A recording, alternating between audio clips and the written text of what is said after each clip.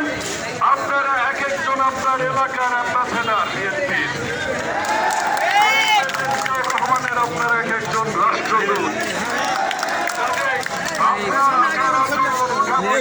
Moral লাগে ভাঙিছে বঙ্গবন্ধু। মানুষ যেন আপনাকে ভালো দল হিসেবে মনে করে, ওই সেই ফাসিস্ট শেখ হাসিনার মতো আপনাদের যেন পালিয়ে যেতে না হয়। রাজনীতি করেন আদর্শের। সবাই ভালো থাকবেন, সুস্থ থাকবেন, সবাই চলে যাবেন যার যার শান্তি মতো পেশায় নিযুক্ত হয়ে যাবেন। কৃষকেরা মাঠে যাবেন, শিক্ষকেরা স্কুলে যাবেন, ব্যবসায়ীরা দোকানপাটে যাবেন, শ্রমিকরা আপনাদের কাজ করবেন। ছাত্র ভাইদের বলি, আপনারা আমাদের শিক্ষক। আজকে এই সিনিয়রদের মুরব্বীদের আপনারা দেখিয়ে দিয়েছেন দালালদের কিভাবে সুযোগ করতে হয়। আগামীতে দেশ করতে হবে, জাতি করতে হবে। তাই ছাত্র ভাই বোনকে উদাত্ত আহ্বান জানাই, আপনারা আগামী দিনের দেশের ভবিষ্যৎ। কেউ ডাক্তার হবেন, কেউ ইঞ্জিনিয়ার হবেন, কেউ চার্টার অ্যাকাউন্ট্যান্ট হবেন, কেউ সাংবাদিক হবেন।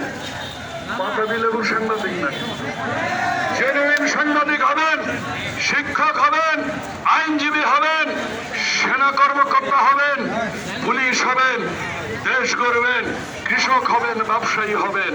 আপনারা আগামীতে রাজনীতিবিদ হবেন। আমি উদাত্ত আহ্বান জানাই ছাত্রদের, আসুন বিএনপির ছায়া তলে একসাথে আমরা রাজনীতি করব, আদর্শের রাজনীতি করব।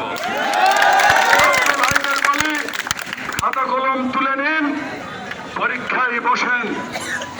আপনারা আপনাদের দায়িত্ব প্রাথমিকভাবে পড়ালেখা করা। আপনার বাবা মা অনেক কষ্ট করে আপনাকে পড়ালেখা করায়, কাজেই বাবা মার মুখ উজ্জ্বল করেন, বদল গাছির মুখ উজ্জ্বল করেন, দেশের মুখ উজ্জ্বল করেন, বিদেশে যান। আর যদি কোনো ছেলের, কোনো সন্তানের কোনো অর্থভাবে পড়ালেখার সমস্যা হয়, আমাদের বিএনপির নেতৃবৃন্দের সাথে যোগাযোগ করবেন, আমরা চেষ্টা করব। আবারও শহীদ ছাত্রছাত্রী ভাইদের আমি অভিবাদন জানাই। তাদের এই ত্যাগ 24 সালে যে বাংলাদেশ স্বাধীন হয়েছে, এটি বাংলাদেশ আগামী 500 বছরেরও বেশি মনে রাখবে। আপনাদের এই ত্যাগের মূল্য এ জাতি ইনশাল্লাহ দিবে। সবাই ভালো থাকবেন। আসসালামু আলাইকুম।